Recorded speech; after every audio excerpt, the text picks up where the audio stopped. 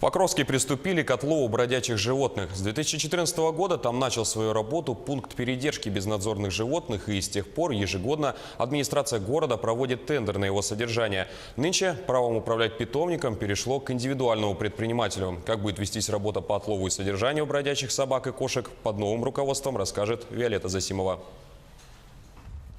Каждый день в 4 утра компания из 4 мужчин выезжает на обычной легковушке на улице и в микрорайоны Покровска на поиски безнадзорных и потенциально опасных для окружающих животных.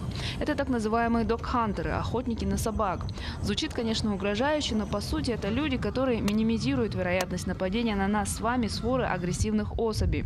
Почему на легковушке ездят, удивительно, но оказывается, собаки издалека узнают автомобили дог-хантеров. Поэтому приходится хитрить и ездить в рейды на разных машинах. Ну, собаки узнают уже. Мы уже который раз меняем машину. Как это так они узнают? Не знаю. То есть как они увидят и разбегаются? Ага, увидят и разбегаются. В случае обнаружения бродячего животного к нему применяется усыпляющий препарат. Далее его транспортируют в питомник, где в течение 10 дней решается его судьба. За эти дни животное осматривает ветеринар, работники питомника обеспечивают кормежку, фотографии бродяжки рассылают по соцсетям. Случаи эвтаназии есть, но они нечасто и в основном усыпляют агрессивных особей.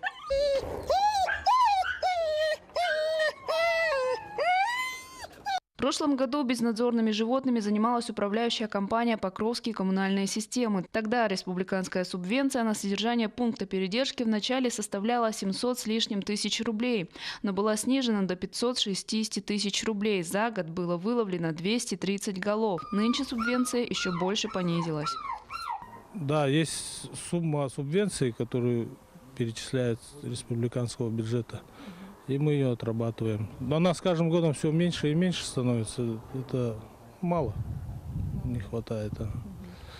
То есть у нас сейчас контракт на 120 голов. И на сегодняшний день мы уже 20 отработали. В целом ситуация в городе Покровске с безнадзорными животными достаточно стабильна. Вопиющих случаев нападения на людей не зафиксировано. Во многом благодаря работникам пункта передержки. В случае обнаружения агрессивных особей населению следует сообщать в ЕДДС или в городскую администрацию. Виолетта Засимова, Федор Тарасов, Хангаласский улус.